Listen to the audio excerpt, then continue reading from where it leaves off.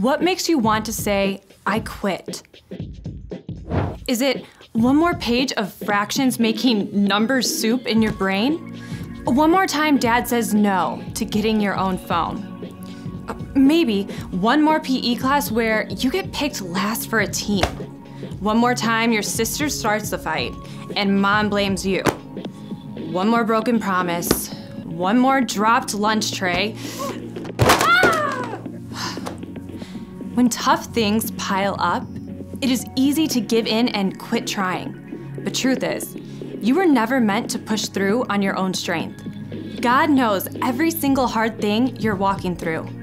God knows every moment that feels like just too much. And God offers to carry those heavy burdens with you. When you take one step and another, you find that God can plant seeds of hope inside. Call it nerve, backbone, spirit, pluck, tenacity, grit.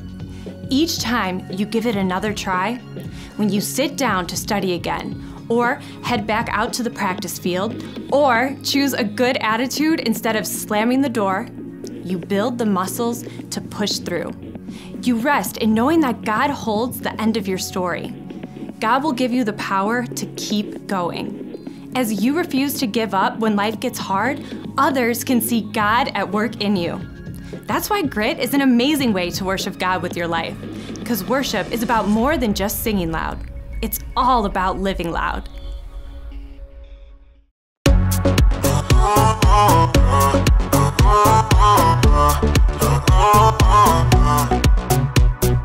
Everything keeps telling me to quit and not go where I'm going. But I'm never ever gonna stop, and there's no signs of slowing.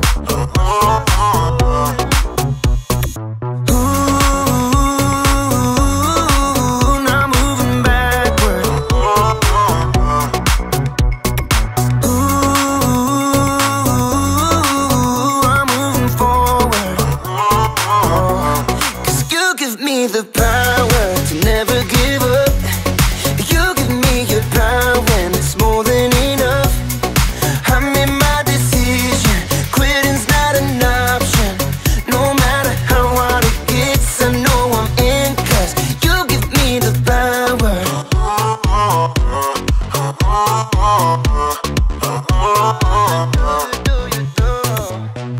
I'm committed to your plan, so I'll follow all of my days.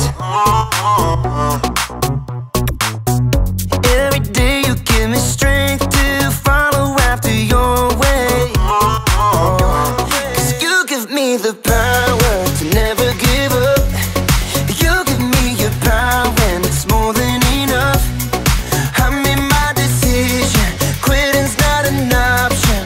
No matter how hard it gets, I know I'm in, 'cause you give me the power.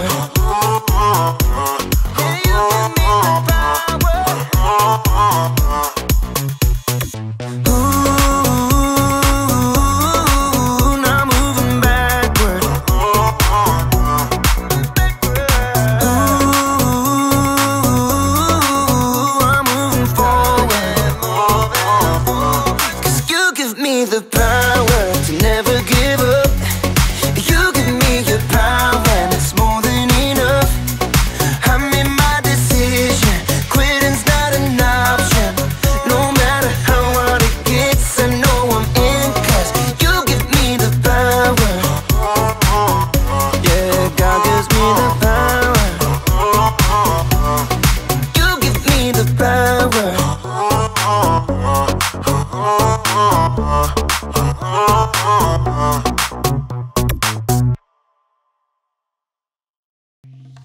Welcome to Story Lab. This week we're talking about grit, while we take a look at the story of someone with a very colorful wardrobe. Oh, and this happened.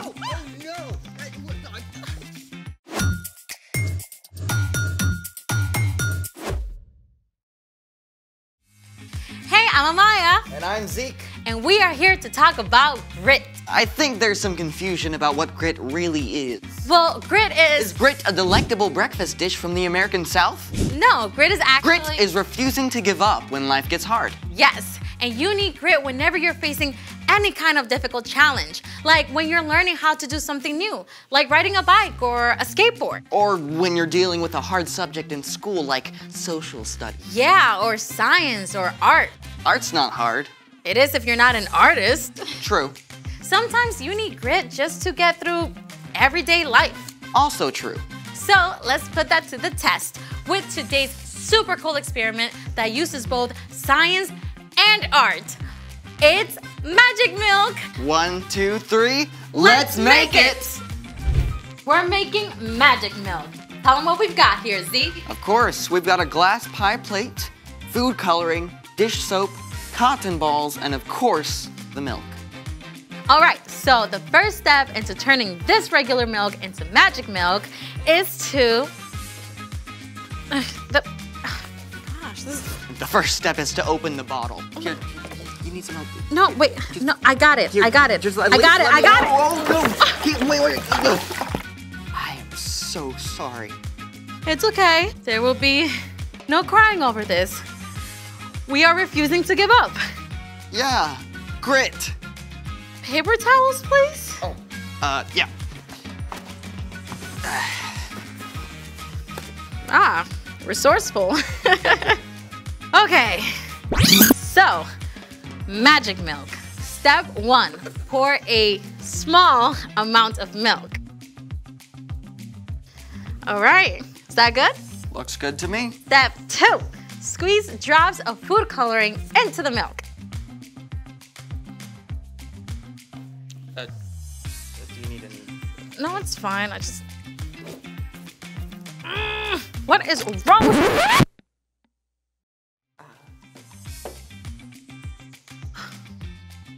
You know what? Let's just skip this whole thing. It's time The for... story. No. Keep going. Fine, you do it. Step 2, squeeze food coloring into the center of the milk.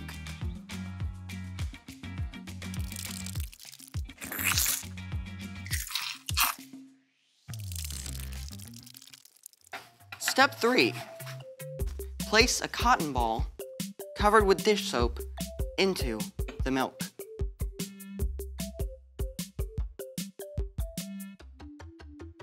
Whoa. Nice. Let's get that again. You want to know why it happens? Go on.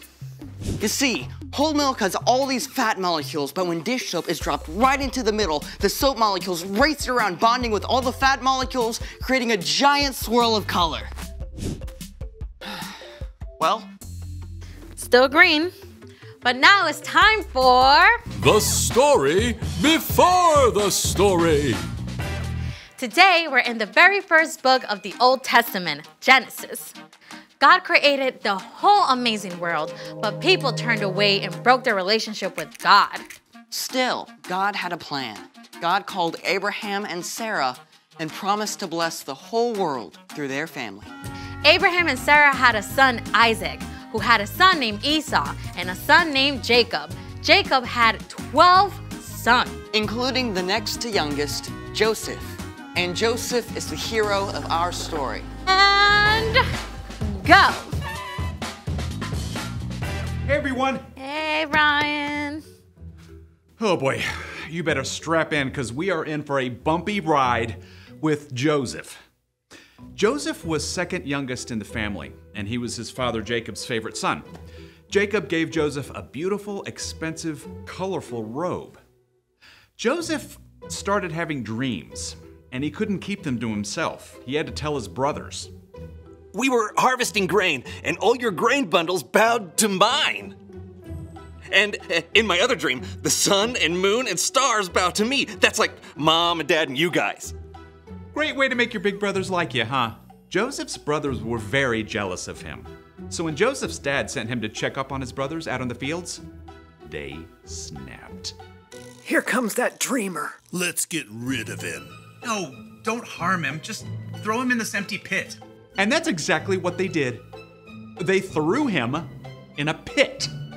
They were still deciding what to do with Joseph when a group of traders heading for Egypt showed up.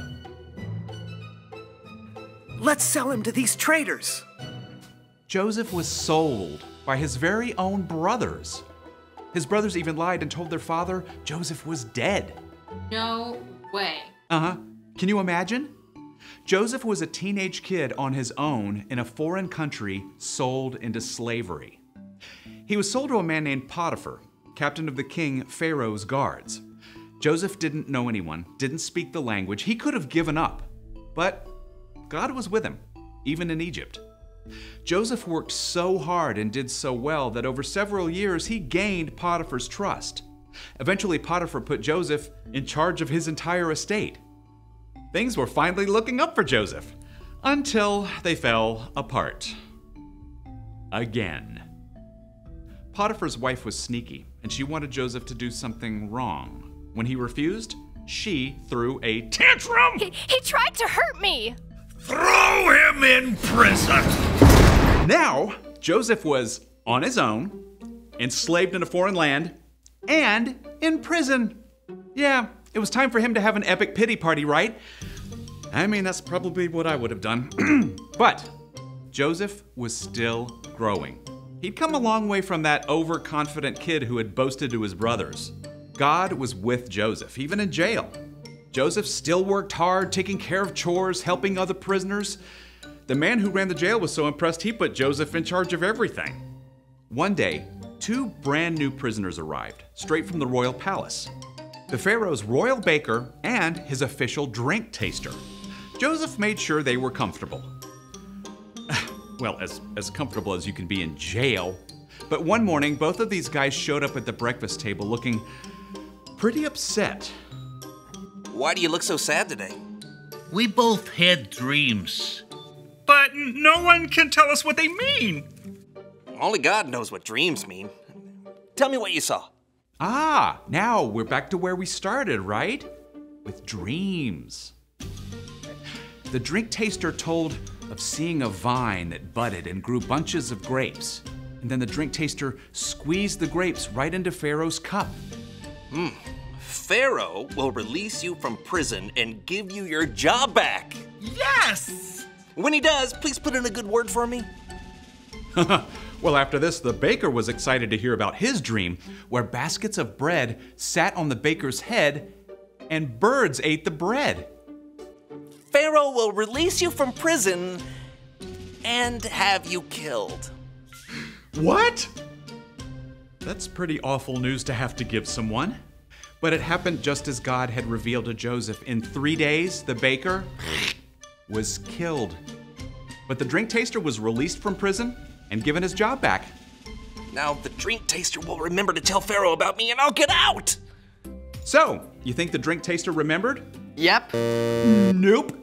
So, Joseph was still stuck alone, in a foreign land, in prison, forgotten. But even then, God was with him. The end. For now. Wait. You can't leave us hanging like that. Yeah, things got better for Joseph, right? Well, I don't want to give the whole story away, but spoiler alert, God used Joseph in a big way. And fast forward hundreds of years later, God would use Joseph's family to bless the whole world through Jesus. But none of that happened right away. So, what's our part in the story? Well, just like for Joseph, there are going to be days when things don't work out neatly for us. Maybe you missed the bus. Or you spill the milk. Or food coloring explodes on you. Or anything bad happens that you don't expect. Even in the hardest, darkest place, God is still with you. Even when you can't see it, God is still at work. So, we can hold on and keep going. And choose a good attitude. By George, I think you've got it. See you next time. So here's the thing. Hold on, because God is with you. And that is what gives you grit. Thanks for joining us in the Story Lab. See you next time. I need grit.